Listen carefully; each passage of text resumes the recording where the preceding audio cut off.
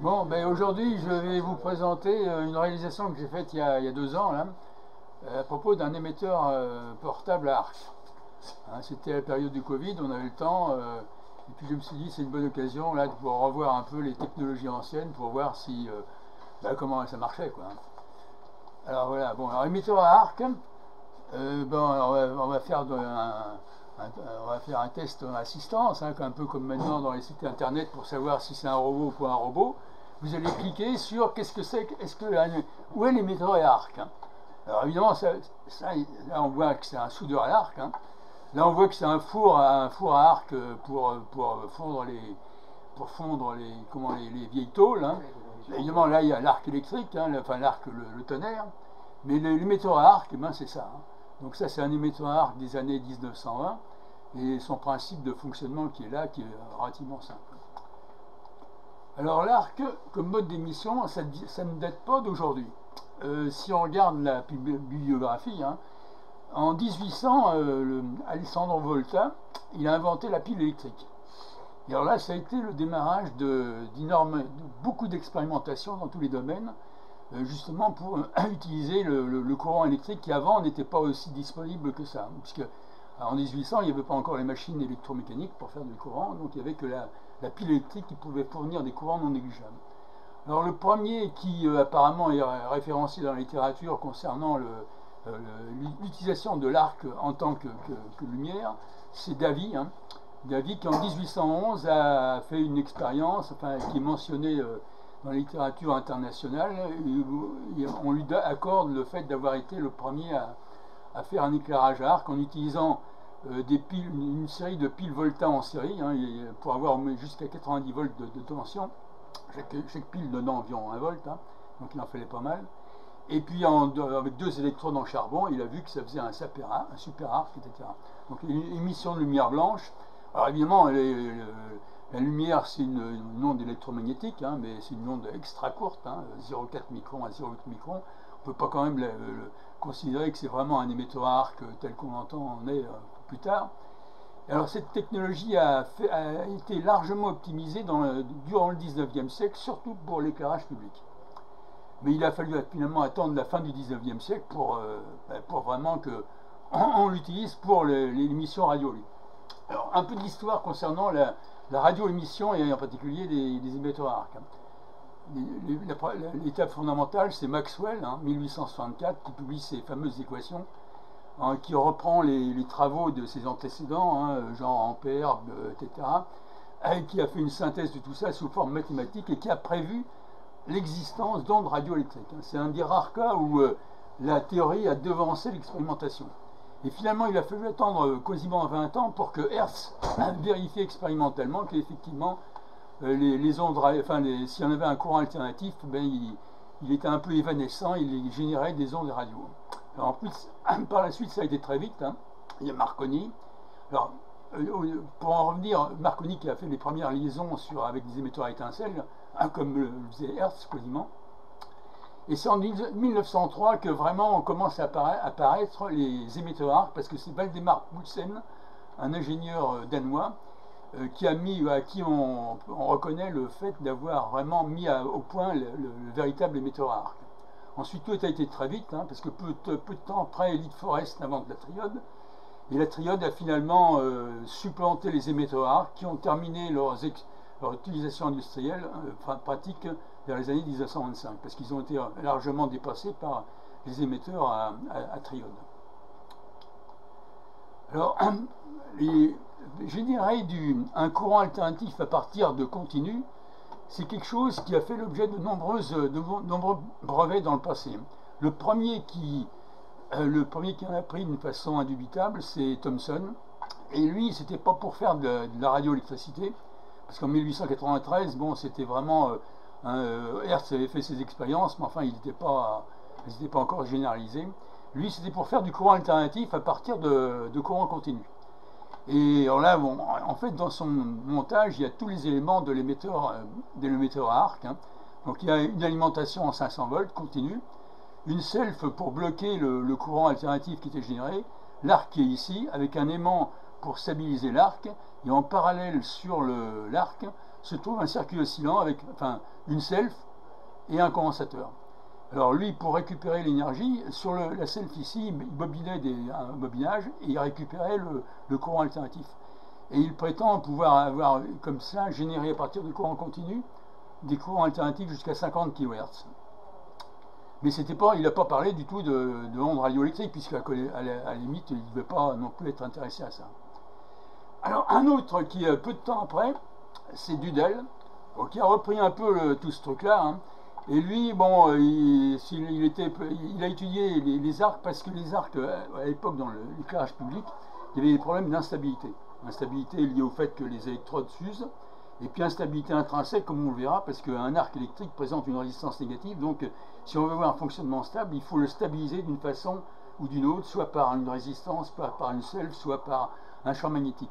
Donc lui, il a étudié beaucoup de choses à ce niveau-là, et puis il devait être un fanat de musique, parce que lui, il a trouvé que finalement, il a utilisé les propriétés de ce système-là pour générer un système, comme qui dirait un synthétiseur de l'époque. Hein. Donc pour synthétiser des sons qui ne dépassaient pas 15 kHz. Et donc en fait, vraiment le découvreur de l'émetteur à arc, c'est Poulsen. Le Poulsen, hein, qui lui a fait l'invention majeure qu'il a fait là-dessus, par rapport au système qu'on a déjà décrit, c'est qu'il a fait marcher l'arc, non pas à l'air libre, mais dans une enceinte close dans laquelle on pouvait introduire différents éléments qui permettaient un bien meilleur fonctionnement de l'arc, en particulier améliorer considérablement son rendement. Et il a déposé un brevet, et c'est là vraiment, par la suite, tous les émetteurs à arc qui ont été faits ont utilisé ce principe-là. Alors ce principe, curieusement, il est pas récent. Il est vraisemblable que Poulsen a dû prendre exemple sur d'autres gens qui, avant lui, avaient utilisé ce système, consistant à faire marcher un arc dans une atmosphère close en faisant passer des différents produits. Il y a un qui est bien connu, en tout cas chez les chimistes français, c'est Marcelin Berthelot, qui, en utilisant ce système-là, a publié la synthèse de l'acétylène. Donc il injectait de l'hydrogène là, il avait un arc avec 2 bâtons en graphite, et il sortait un mélange, l'hydrogène entre ici, et il sortait un mélange d'hydrogène et acétylène. Donc il transformait l'hydrogène avec le carbone du graphite en acétylène. Curieusement, si Marcelin Berthelot en 1860 avait branché entre le plus et le moins un circuit oscillant, il aurait généré un émetteur à arc de très bonne capacité, parce qu'en fait, là, dans ce système-là, on retombe sur le système de Waldemar-Poulsen.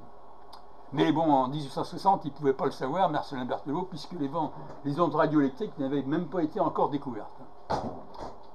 Alors là, c'est le brevet qu'a pris Poulsen. Hein, vous retrouvez exactement dans son brevet le fameux œuf de Berthelot, qui est connu des chimistes de l'époque. Hein, et donc, les 2 électrodes en graphite, un récipient, une entrée par le gaz en question et la sortie du gaz correspondant. Voilà, alors qu'est-ce qu'on peut dire à propos de ce système-là? Bon, ouais, il a marché. Hein. Alors le principe maintenant. Voyons un peu le principe. Le principe, c'est une alimentation continue, donc 2 bobines de choc, là, et puis on alimente, le moins, il est sur une électrode en graphite, le plus, il est sur une électrode en métallique, qu'il faut refroidir énergiquement, parce que la température qu'il y a dans l'arc, c'est de l'ordre de 3000-4000 degrés facilement. Hein. Donc le graphite, c'est pas le problème, parce qu'ils font pas, ils se bouffent, mais ils font pas. Donc il faut absolument refroidir l'anode, donc par une circulation d'eau, ce qui est relativement facile. Hein. Alors Poulsen, il avait mis aussi un électroaimant pour stabiliser l'arc, là, et puis donc en parallèle sur l'arc, vous avez le circuit oscillant, la self et la capacité qui détermine la fréquence de l'oscillation. Ensuite la bobine de couplage et l'antenne qu'il faut évidemment accorder pour sortir la puissance. Il faut voir que ces émetteurs de l'époque ont atteint des puissances considérables, hein, puisque il est mentionné, comme on le verra, il y a une photo d'ailleurs après, là, des puissances de l'ordre jusqu'à 500 kW. Avec des rendements, par contre, j'ai pas trouvé les rendements qu'ils affichaient, mais ils ne devaient pas être si mauvais que ça, parce que les émetteurs n'étaient quand même pas très très gros, et le rendement ne doit pas être si mauvais que ça. Mais moi-même, j'ai pas pu expérimenter à ce niveau-là. Alors là, vous avez un arc de l'époque, hein, ça c'est un des plus gros qui était construit par pour la marine américaine, hein, qui utilisait ça pour communiquer de par le monde. Hein. Vous voyez l'échelle, hein, il faisait 500 kg là-dessus. Là. Et là, c'est le principe, hein, bon, un peu plus de détaillé. C'était compliqué. Alors, ici, alors, une autre chose à mentionner, donc, il faut refroidir, l'anode. Donc vous avez un bac à eau là donc c'est pas très compliqué pour refroidir parce que ça fait pas quand même enfin il est facile de refroidir. Alors par contre le truc intéressant là et anecdotique, hein, c'est que par la suite bon l'hydrogène c'était compliqué etc. Donc les gens ils ont expérimenté, ils ont vu qu'il y avait un truc qui marchait encore mieux que l'hydrogène et beaucoup plus simple, c'était simplement d'alimenter dans l'arc de l'alcool bon goût, hein, enfin de l'alcool éthanol qu'on boit tous les jours. Et ça marchait super bien. Et le système de Poulsen a marché quasiment avec de l'alcool. Mais sous forme gazeuse. Oui, mais donc concrètement, on fait arriver de l'alcool liquide, peut être goutte à goutte, hein, parce que, oui, et puis il se vaporise, parce que dans l'arc, il règne une température de 3000 degrés. Hein. Alors, il faut voir que quand vous mettez de l'alcool dans un arc, vous avez un tas de réactions qui se produisent. Hein. Il y a des hydrogénations, on fait de l'hydrogène, mais on fait un tas de produits. Mais en tout cas qui permettent un meilleur fonctionnement de l'arc, d'une façon indéniable, hein, parce que ça permet d'améliorer le rendement de l'arc. Alors on verra, parce que le fonctionnement d'un arc, enfin, c'est un plasma un arc, hein, donc maintenant c'est largement utilisé, c'est même à la base de toutes les expérimentations des programmes d'énergie, genre ITER et compagnie. Hein. Donc il faut savoir doser dans l'arc des différentes impuretés qui modifient vachement son comportement. Et c'est très compliqué.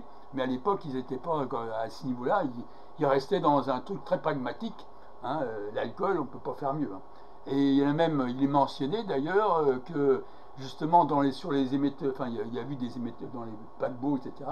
Ils ont marché quasiment, même il y avait le Titanic par exemple qui est connu pour avoir un émetteur à étincelles, mais justement certains disent que si le Titanic avait eu un émetteur à arc, eh bien les secours seraient arrivés beaucoup plus vite, parce que les émetteurs à étincelles émettaient une gamme de fréquences très large, hein, alors que l'émetteur à arc est beaucoup plus fin qu'au point de vue émission en fréquence, et donc ils étaient brouillés par les...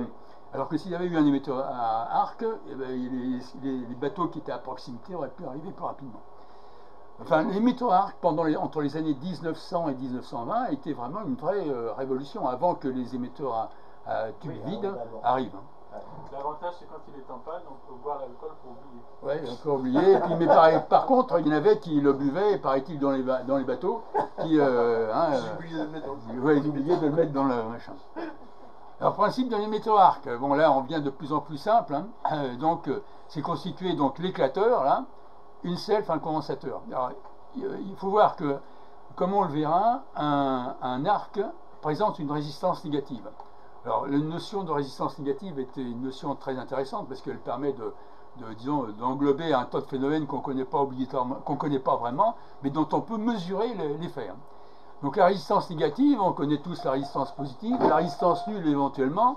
Mais la résistance négative, eh ben, c'est pas compliqué. Dans une résistance négative, c'est un conducteur dans lequel, lorsque vous augmentez le courant, la tension baisse. Et il y a beaucoup de dispositifs qui présentent cette caractéristique. Alors maintenant, nous allons passer à la réalisation Escarquio. Alors là, bon, c'est plus modeste. Hein. Il reste de l'alcool ou plus? Bon, alors, donc moi, je voulais donc refaire mon objectif, c'était d'avoir une émission radio identifiée avec un émetteur à arc, mais avec des moyens modestes. Donc je suis parti de quoi? Je suis parti d'une batterie 12 volts, parce qu'il était portable. Une alimentation qui me fournit, à partir du 12 volts, du 200 volts continu. Alors, comme je voulais savoir ce que je faisais, donc j'ai le système, hein, l'arc, le système LC, là, avec un filtre pour éviter que la HF elle parte de là. Et alors, pour savoir comment l'arc marchait, j'ai branché un oscillo XY.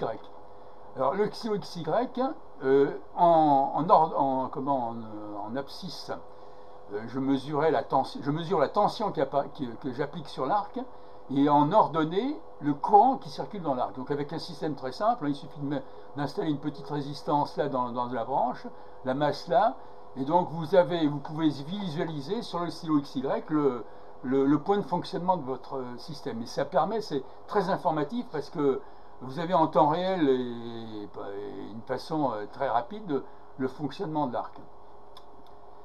Voilà, bon, donc ça, et puis alors, au niveau récepteur, hein, puisque bon, je me suis mis également, je n'ai pas cherché au début à travailler dans des fréquences très élevées, je me suis mis dans les petites ondes, grandes ondes, et plutôt dans les grandes ondes, puisque actuellement les grandes ondes sont quand même relativement, enfin il n'y a plus personne, quoi. Voilà, alors donc l'alimentation, vous voyez qu'elle est très simple, hein. Bon, initialement au début, j'avais envisagé, j'ai quand même construit une petite alimentation de 200 volts, mais enfin, bon, j'ai trouvé le plus simple d'acheter directement un kit Xenon, hein, pour l'éclairage de mobile, qui fournit exactement ce qu'il faut, hein. Et avec en prime même un générateur d'impulsion à 20 kV pour amorcer l'arc.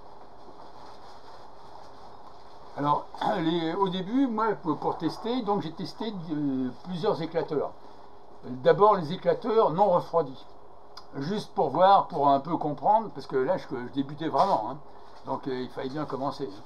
Donc ces éclateurs, alors vous en voyez un par exemple ici, ça s'est fait en argile, hein. L'argile, vous allez sur les hauts de Gagny, vous avez de l'argile, vous en prenez, vous mettez un peu d'eau, vous la malaxez, c'est l'argile, je conseille aux OM qui veulent bricoler, l'argile c'est un matériau qui gagne à être connu.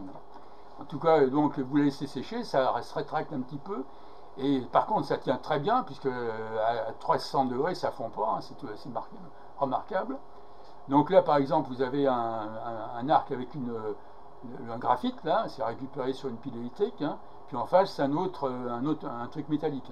Et le coulissage se fait avec des emboulettons, hein, récupérés sur des dominos. Alors bon, il a fait plusieurs modèles là. Alors ça c'est les éclateurs non refroidis. Et puis alors là, l'éclateur refroidi. Donc c'est quasiment pareil. Là vous avez le graphite, hein, le cathode. Et puis là le refroidissement, vous avez un embout en laiton là. Et puis là j'ai mis ça c'est du tube de cuivre 12, hein, rempli d'eau. Et donc ça suffit pour des expériences qui durent 1 minute. Ça suffit largement. Il y a le truc il est refroidi et puis le laiton il fond pas. Donc ce système-là permet de fonctionner en 1 minute facile. Là, c'est quelques secondes maximum. Parce qu'après, après ça brûle. Et puis, le métal il brûle. Et puis l'arc il s'éteint parce qu'il y a trop de distance. Mais l'argile, c'est plus ou moins conducteur? Non, c'est pas conducteur. Il n'y a pas du tout de. Une fois que c'est sec, non. Alors pas un conducteur, c'est sec, hein. L'argile sèche. Dans l'argile, il y a des métaux ferreux. Oui, mais c'est pas. Non, les oxydes sont pas. Généralement, il n'y a pas beaucoup d'oxydes qui sont conducteurs à température ambiante. Tu vois, bon, là, en plus, ça ne demande pas, même si tu es un petit peu conducteur, ça ne gêne pas, hein, parce que les tensions qui sont appliquées, c'est d'ordre de 100 volts. Hein. Donc, c'est pas des. Mais c'est pas. Voilà, donc, bon. Alors, bon, le circuit oscillant, bon, c'est pareil, c'est modeste, hein, c'est un bâtonnet de ferrox cube. Des bobines, donc moi j'ai essayé d'expérimenter dans les bandes grandes ondes avec 150 kHz, donc ça c'est la bobine 150 kHz, et puis là la bobine petites ondes, hein, et puis un condensateur BCL là en série, hein. Donc voilà, là l'ensemble du dispositif, là le générateur en quelque sorte, le silo XY et le récepteur.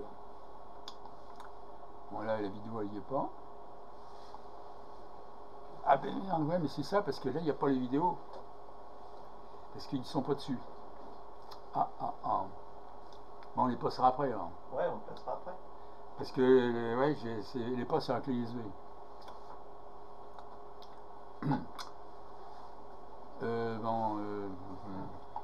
Alors bon, le protocole. Hein. On insère, donc dans l'éclateur, on insère les 2 électrodes. On alimente le système. Et puis pour savoir si c'est oscille, on tourne le condensateur du circuit oscillant jusqu'à entendre un bruit, parce que bon, on entend la fréquence et puis on entend le porteuse, mais également le bruit. Et puis alors, si l'arc ne démarre pas, il faut le frotter légèrement et puis on recommence. Alors bon, j'ai essayé différents curieusement, ce qui m'a surpris le plus, c'est que ça oscille pas à tous les coups. Ça oscille toujours si on utilise au minimum un métal. Hein, si on utilise un métal, à limite quel que soit le métal, on observe une oscillation. Par contre, si on observe graphite, eh ben là, ça ne veut pas osciller, alors que l'arc, il marque bien. Donc là, c'était le truc curieux. Bon, je dis, ah, tiens, c'est pas étonnant, finalement, que Poulsen, il a mis d'un côté un graphite et puis de l'autre côté un truc métallique. Mais bon, ça ne présentait pas d'autre intérêt que ce truc-là. Alors, pour visualiser le fonctionnement, eh bien, le silo XY, hein, on visualise, si l'arc avait un fonctionnement parfaitement stable, on aurait un point, parce que le courant, là, il marcherait, par exemple, là, il marche entre 65 volts, enfin 70 volts et 50 volts. Hein.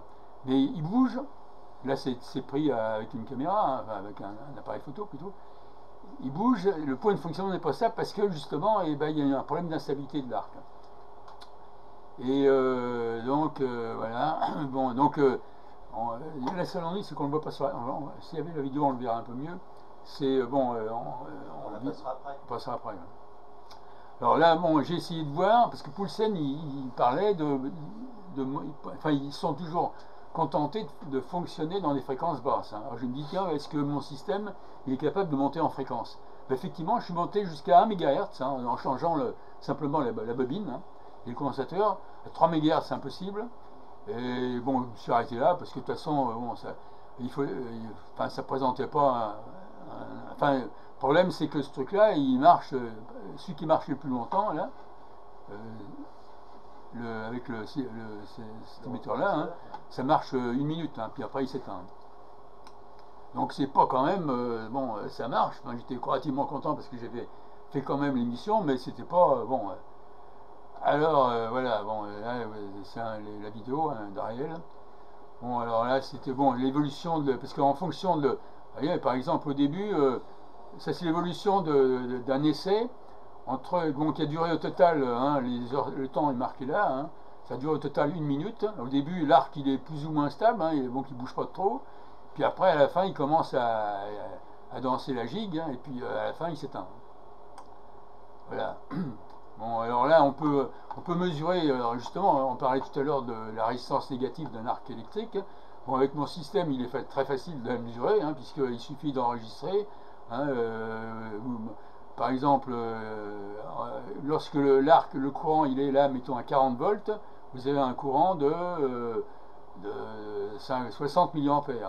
Lorsqu'il est à 20 volts, le courant il est plus important. Donc vous pouvez calculer la résistance. Et là, on trouve par exemple moins 666 ohms. Donc quand vous avez, si votre circuit oscillant il a une résistance équivalente de, mettons, 500 ohms, et ben le circuit va osciller. Par contre, si votre circuit oscillant il a une résistance de 1000 ohms, et ben ça ne va pas osciller. Hein. Donc il y a toujours problème, c'est qu'il faut avoir un circuit oscillant qui ait peu de résistance interne, parce que si par exemple vous mettez un circuit avec une self avec de la résistance, vous n'arrivez pas à le faire osciller. Il faut prendre une self avec peu de résistance. Donc un facteur Q, hein, bien connu, aussi meilleur que possible. Bon alors voilà, donc conclusion, hein, bon, j'étais content, Valdemar Poulsen, je l'avais refait, moi il n'était pas aussi, mais je n'avais pas utilisé d'alcool, mais bon, je me suis dit, est-ce qu'on pourrait pas faire plus fort, hein, c'est-à-dire avoir quand même quelque chose de plus moderne, et surtout de non mentionné dans la littérature. Parce que, alors là, ce que vous allez voir, c'est une grande première, hein, c'est l'émetteur à arc Xénon Oscar Kilo. Marque déposé. Alors bon, arc Xénon, je ne prétends pas être l'inventeur des ampoules Xénon. Les ampoules Xénon, c'est un truc qui a été découvert en 1952 par Osram, une boîte allemande, qui l'a commercialisé avec profit depuis lors et qui est largement popularisé actuellement dans l'éclairage automobile, avec des prix très intéressants. Moi, le kit Xénon que j'ai acheté, je l'ai payé à l'époque, c'était avant le Covid, hein, environ 20 € chez AliExpress. Alors, pour 20 €, j'ai eu droit à 2 ampoules H1, là voilà, hein, plus 2 générateurs correspondants. Et je trouve que c'est vraiment une très bonne affaire parce que les ampoules Xénon, on peut faire beaucoup de trucs intéressants avec. Ça, c'est avant le Covid. Hein? Sinon, les prix, ouais, maintenant ils ont augmenté, mais bon. bon. Mais il reste, enfin, j'ai pas regardé depuis, mais. 5-6 € peut-être. Mais attention, il y a plusieurs modèles, hein, parce que la H1 c'est la plus petite. Hein. Il y a plus de puissance. C'est une lampe qui doit normalement, enfin lorsqu'elle fonctionne toute seule, elle consomme 50 watts à peu près. Et puis les ondes de durée de vie qui sont quand même limitées, hein, c'est de l'ordre de 3000 heures maximum. Alors bon, c'est largement utilisé donc dans l'éclairage automobile, également dans les projecteurs, hein, dans IMAX et compagnie. Alors comment s'est fait une ampoule xénon? Moi j'ai découvert à cette occasion-là, enfin moi, comment c'est venu l'ampoule xénon, c'est surtout parce que j'ai cherché le générateur haute tension. Et je suis tombé un peu par hasard parce que personnellement j'ai pas d'éclairage xénon sur ma voiture. Alors les ampoules xénon, donc moi j'ai découvert hein, comment c'était fait, etc. Donc c'est un tube en silice, enfin silice fondu. Hein. Vous avez 2 électrodes en tungstène, une atmosphère où il y a du xénon plus un tas d'autres produits divers et variés sous pression, avec deux tiges métalliques. Et ça fonctionne en fonctionnement, il y a environ 100 volts ça fonctionne en continu, enfin courant continu. Il y a environ 100 volts en régime, hein. Mais pour amorcer le système, il faut appliquer des impulsions à 20 kV, plusieurs impulsions qui amorcent l'arc, et puis après il se maintient tout seul. Alors bon, j'ai repris le montage, j'ai remplacé mon arc homemade par l'ampoule xénon, hein. C'était quasiment le même montage, il n'y a aucun changement. Bon là le même montage pareil, hein. Vous avez l'ampoule H1 ici là, et le circuit idem. L'oscillo XY pour visualiser le point de fonctionnement, le récepteur du commerce. Alors bon alors ouais parce que tout se passe très vite malgré tout, donc là pour me rendre compte un peu de ce qui se passait, j'ai mis devant le stylo XY une petite caméra pour voir un peu, parce que je me suis rendu compte que ça se passait beaucoup de choses en parallèle, et alors là on ne savait pas où donner de la tête, et donc la caméra était utile à ce niveau-là. Bon là par exemple, bon, j'ai enregistré là comment l'ampoule xénon, là, quand elle se met en régime, qu'est-ce qui se passe? Donc, son point de fonctionnement, là c'est pour toutes les secondes. Hein. Le point de fonctionnement, donc là c'est la tension, le courant. Hein. Le point de fonctionnement il évolue rapidement. Hein. À un certain moment même elle se met à osciller à basse fréquence, et puis après elle arrive à fonctionner d'une façon bien stable. Et bon, ce fonctionnement est reproductible, mais il évolue dans le temps. C'est-à-dire avec l'âge de l'ampoule xénon, ça évolue. Bon, je me suis dit, bon, elle est en train de se faire, etc. Moi, ça visualise un peu l'évolution de ce que je viens de dire. Alors, j'ai mesuré maintenant la résistance négative de cette ampoule xénon. Donc là, c'est facile également. Hein. J'ai inséré dans l'alimentation un générateur, là c'est du courant alternatif à 50 Hz, hein, que j'injecte, donc je module en quelque sorte le courant continu qui alimente l'ampoule xénon par du 50 Hz à tension variable, donc ce qui me permet de parcourir la caractéristique et de voir effectivement qu'il y a bien une résistance négative, parce que le courant il augmente quand la tension elle baisse. Donc normalement ça va marcher. Bon, alors là c'est la visualisation. On va mesurer la résistance négative, donc on peut la mesurer, c'est la pente de cette courbe là.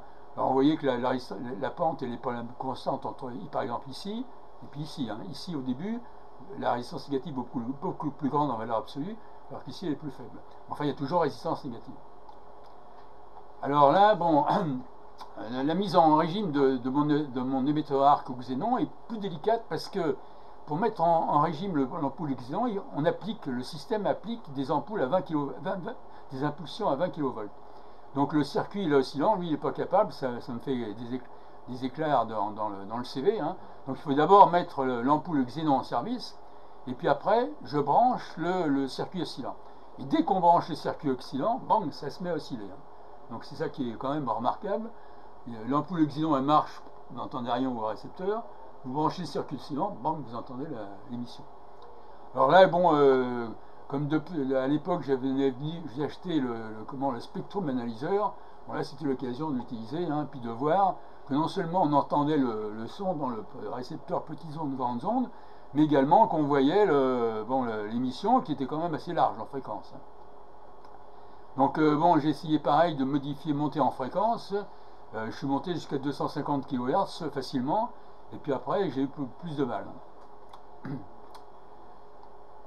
Bon, alors, émetteur exemple. Alors, bon, j'en ai profité pour faire de l'expérimentation parce que l'IAN, par exemple, le xénon, on peut expérimenter pas mal de choses parce que on peut la faire fonctionner à petit débit. Hein, donc, il suffit de mettre une résistance en série. Là. Donc, là, on peut d'une part beaucoup mieux voir l'arc parce que là, sinon, vous ne pouvez pas voir l'arc, c'est tellement lumineux, même en mettant un écran ou des lunettes. Tandis que si vous l'alimentez à petite vitesse, vous arrivez à bien voir l'arc. Hein. Donc là, on peut déplacer l'arc, etc., en mettant un champ magnétique. Enfin, on peut expérimenter pas mal de choses là-dessus. Bon, là, on a eu. Alors, bon, je me suis dit, bon, tant qu'à faire, on est radioamateur, on va mesurer quand même la largeur du spectre d'émission. Hein. Donc, c'est pareil, pour mesurer, bon, j'ai pris le récepteur du commerce, là. J'ai le circuit oscillant, bon, je l'ai étalonné avec nano-VNA où j'ai donc j'ai gradué le CV en fréquence. Et puis en branchant je branche le circuit oscillant sur l'ampoule xénon. Et puis avec le S-mètre branche sur le récepteur, je fais varier la fréquence du circuit oscillant jusqu'à faire baisser le signal reçu. Et j'en déduis la largeur du signal. Bon, c'est de l'ordre de quelques. C'est de l'ordre de quelques. Enfin, ouais, 20 kHz. Hein. Mesuré comme ça, donc c'est pas quand même. Il n'est pas très large, mais enfin, il y a un bruit qui est lié au fait que l'arc est pas stable. Alors j'ai fait un autre montage. Alors par contre, là, qui est beaucoup plus difficile à comprendre. Au point de vue pourquoi ça marche, c'est qu'au lieu de brancher donc l'ampoule xénon, au lieu de brancher le circuit oscillant série sur l'ampoule xénon, j'ai fait l'inverse, parce qu'il faut toujours, hein, il faut avoir l'esprit de contradiction. Hein, Poulsen, lui, il avait mis le circuit oscillant série en parallèle sur l'arc. Moi, j'ai fait exactement l'inverse. Alors, ce système de montage-là, il faut voir que c'est le système classique pour par exemple, les oscillateurs à diode gun. Un diode gun, ça marche comme ça. Alors que d'autres oscillateurs, ça dépend des caractéristiques. Et curieusement, eh ben, ça a marché, ça oscille. Ça oscille, et par contre, avec ce circuit-là, j'ai pu monter jusqu'à 3 MHz. Alors là, bon, j'ai arrêté parce que, mais là, je ne sais pas trop pourquoi ça oscille. C'est une vraie oscillation parce que, bon, non seulement on la voit là, mais également on l'entend sur un récepteur. En l'occurrence, j'ai pris le FT840 à distance. Hein. Bon, il y a oscillation indéniable. Bon, en tout cas, voilà. Et ben, ça termine mes essais. Hein. Alors, conclusion pour 2021, parce que je me suis dit, bon, j'ai arrêté les essais en 2021 parce que après, il y a autre chose plus intéressant qui m'a intéressé. Bon, graphite laiton, bon, c'est pas terrible quand même. Hein. Moi, je suis monté à 1 MHz, je suis content parce que Valdemar, il a été moins haut. Mais bon, par contre, l'émission, c'est pas avec ça que vous allez pouvoir communiquer avec l'autre bout du monde. Les émetteurs à xénon, ils sont plus intéressants parce que là, c'est vraiment très souple. Ça peut monter plus haut en fréquence. Et puis, il y a quand même. Alors, l'émission radio est un peu bruitée, pas trop. Et moi, je dirais le seul truc que je ferais, c'est vraiment essayer de faire un émetteur modulé. C'est-à-dire. Modulé avec une BF pour écouter vraiment le son sur le. Parce que là pour l'instant j'ai eu que le bruit du truc, mais pour voir vraiment, parce que là c'est facile vu que c'est la modulation amplitude, hein, et donc avec un récepteur. Donc c'est le chose, donc je l'ai mis de côté le truc parce que là il est très compact. Et ben ça se termine donc ma présentation. Si vous voulez, on va passer la vidéo là.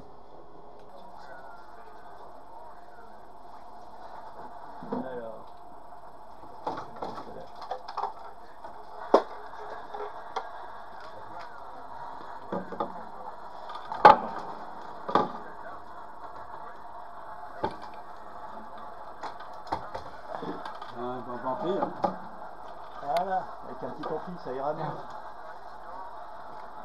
Donc là,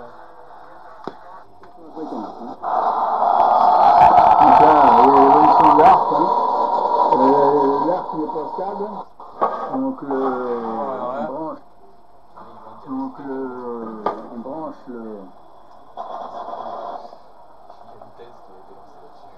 ça peut arrêter. Là on voit On voit la courbe, l'état de l'arc, hein, beaucoup de bruit. L'arc qui marche, hein, et vous entendez le bruit qui varie suivant qu'on se mette sur la fréquence ou pas sur la fréquence. Hein. Donc là, l'évolution de l'arc, hein. L'arc n'est pas stable, il balaye la zone entre 100 mA et 50 mA, et le voltage variant entre 20 volts et 50 volts environ. Bon, l'arc est relativement stable, ça fait déjà pas mal de temps qu'on entend. Hein. Voilà, on va laisser faire. Bon, alors, évidemment, le bruit est assez important, c'est lié à l'instabilité de l'arc. Hein. Et pour avoir une portée de coupure, il faudrait stabiliser l'arc. Ici, il prend l'objet d'un autre exposé. Voilà, l'arc marche. Et vous entendez l'arc et vous le voyez en même temps. Hein. L'arc alors vous pouvez voir que l'électrode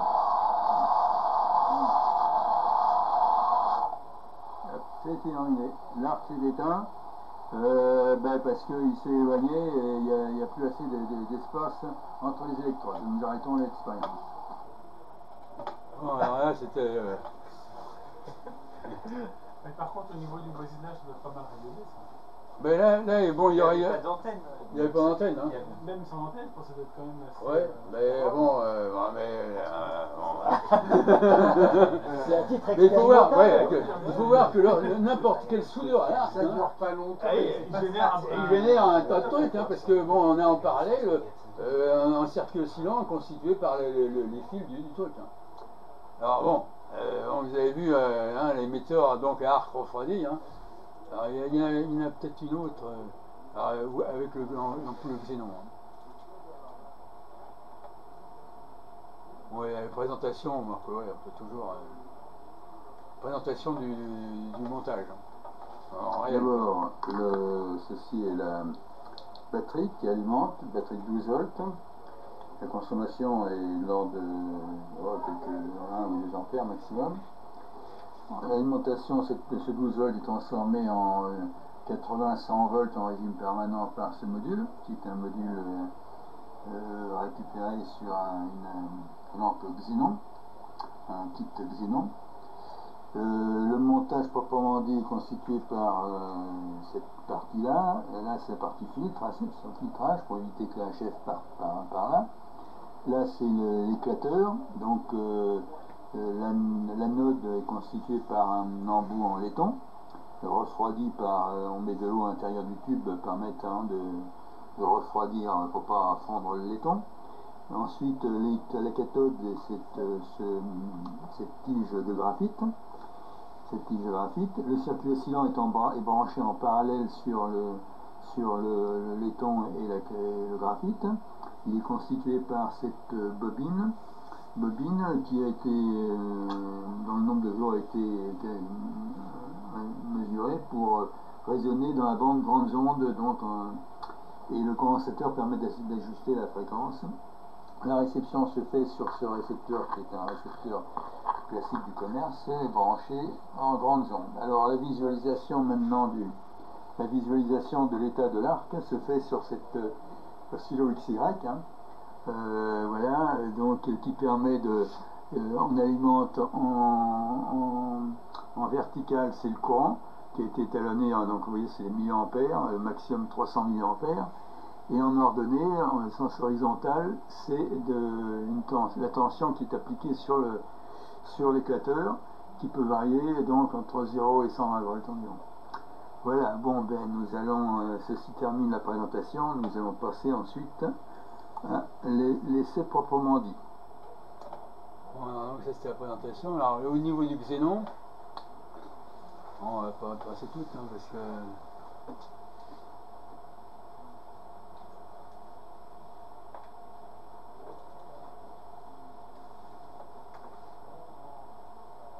Le récepteur arc marche, le récepteur, vous voyez, il est ici.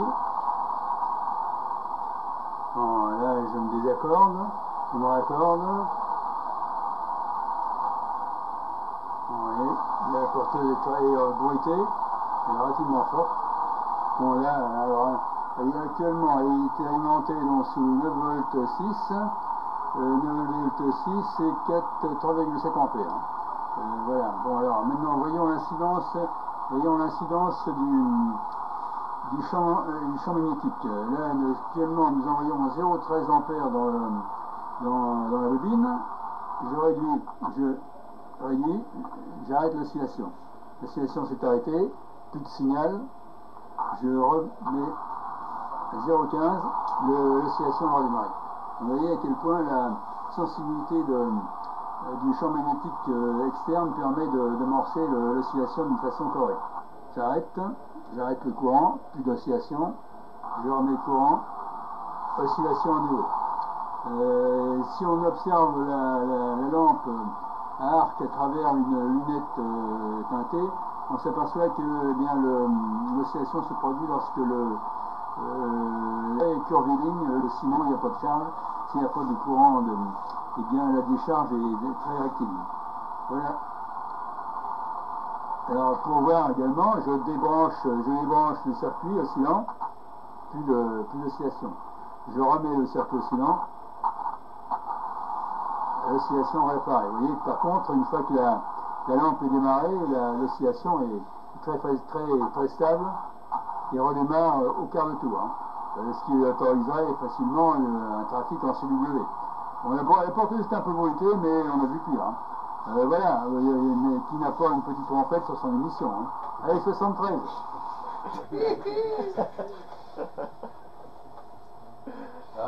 Celui-là, c'est pas celle que je pensais. Les origines de fréquence, circuit.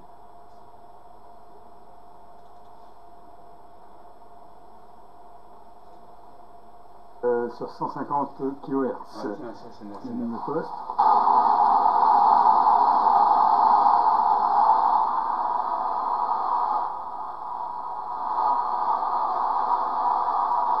Donc là, c'est le fonctionnement de sur les projecteurs XY.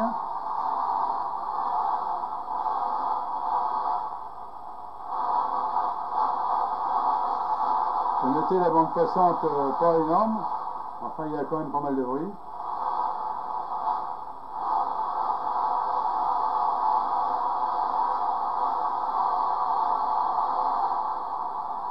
Bon,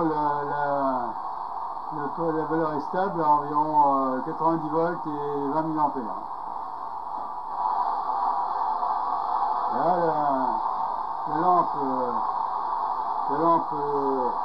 on ne peut pas tellement voir, c'est pas lumineux.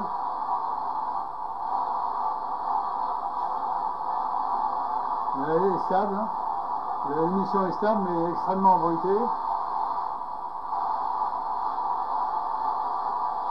Extrêmement bruitée.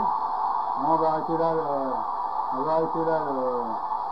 attention, j'arrête. Vous voyez que c'est rouge dans la... Voilà, l'émission terminée. Ah ben c'est sûr que l'ampoule est quasiment rouge.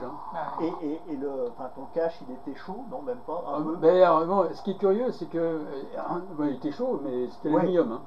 Mais moi j'ai mis parce que pour le faire démarrer plus facilement, enfin dans cet essai-là en tout cas, bon, parce qu'il y a un essai où je montre avec un champ électromagnétique extérieur qui permet de modifier le démarrage ou l'arrêter. Mais là, dans cet essai-là, pour démarrer plus facilement, parce que je n'avais pas d'alimentation, j'ai mis un petit aimant. Petit aimant, c'est les petits aimants qu'on trouve maintenant dans le commerce, au néodyme, qui sont vachement puissants. Donc il était en dessous, mais à distance quand même. Et ben il s'était complètement désaimanté. Ah bon? Et ça m'a étonné parce que bon, en fait ces aimants-là, ils se désaimantent facilement. Ces aimants néodymes, parce qu'ils n'ont pas été portés, à plus de 200 degrés à mon avis. Mais c'est pour dire que bon, ça chauffe fort et que moi ce qui m'étonne le plus, c'est que l'aimant se soit désaimanté. Voilà. Et la cause serait la chaleur? La chaleur, oui. De toute façon, les aimants, c'est même un problème dans les éoliennes, parce que tout ce qui est ces aimants qui ont des très bonnes performances au point de vue magnétique, ils ont des températures à laquelle ils se désaimantent, hein, ou des champs coercitifs, hein, des champs contraires, qui les font désaimanter beaucoup plus facilement que des aimants classiques. Et donc, c'est même un problème, paraît-il, pour pour tout ce qui est l'éolienne fonctionne bien dans un créneau précis. Dès qu'on dépasse, c'est pas bon. Mais donc, moi, ce qui m'étonnait, c'est que après, il attirait plus, il était foutu. Hein. Ah, il était foutu. Bon, c'est une chose surprenante parce que j'aurais pas pensé. Je me suis dit, bon, normalement, le fer, c'est vachement 500 degrés, voire plus. Mais voilà. Mais ça empêche que ces ampoules-là sont très chaudes. Hein. Le truc qui est rouge, c'est-à-dire que ça fait au moins 500 degrés sur le tube. Hein. Oui, mais enfin, n'empêche que ton cache en aluminium, là. Ah oui, non, là on peut mettre un. Tu pouvais mettre la main dessus. Et on peut. Alors ce qu'il y a, c'est que c'est souple. Même parce s'il qu'on était chaud, mais il n'était pas on peut le faire fonctionner en mettant une résistance en série. Oui, oui, à ce moment-là, tu vois le filament. Ah ouais, on le voit, on arrive à le voir pas en direct, mais avec oui, un on petit, voit, truc, le filament, on voit là. Et là, on le voit bien. On peut déplacer on modifie et ça modifie l'oscillation.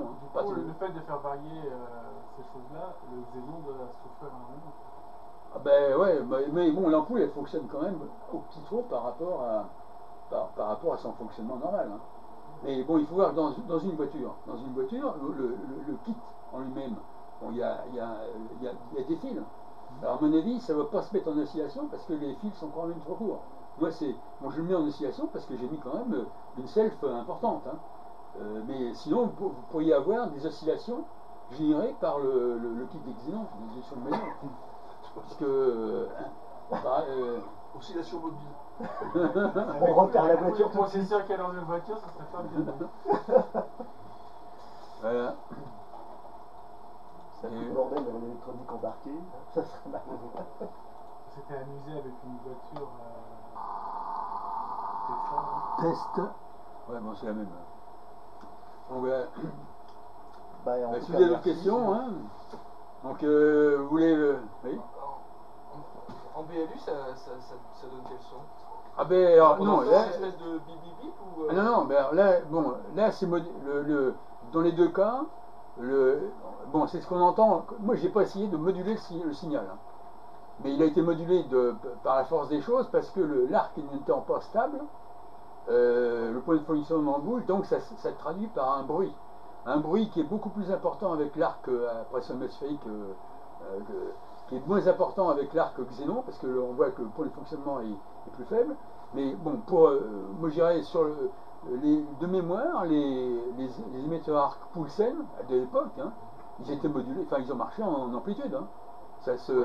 Il suffit de modifier le point de fonctionnement et superposer au courant continu d'alimentation un courant alternatif, et ça module, je suis sûr. Hein.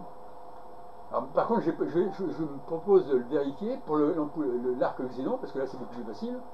Et il suffit de mettre un petit ampli BF en série avec une sortie de quelques volts, enfin quelques dizaines de volts pour surimposer, et c'est sûr que ça marche parce que il y a du bruit dessus, hein. C'est pas une porte obscure, elle est bruitée. Donc, par contre, bon, il n'est pas question de faire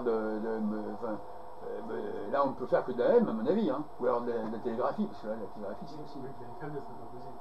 Ah ben pourquoi pas, hein, mais parce que le circuit il bouge en fréquence, hein. Parce que suivant bon là je l'ai pas fait, mais c'est suivant la tension d'alimentation que ça va bouger. La fréquence n'est pas stable suivant suivant, moi je l'ai pas vraiment fait là.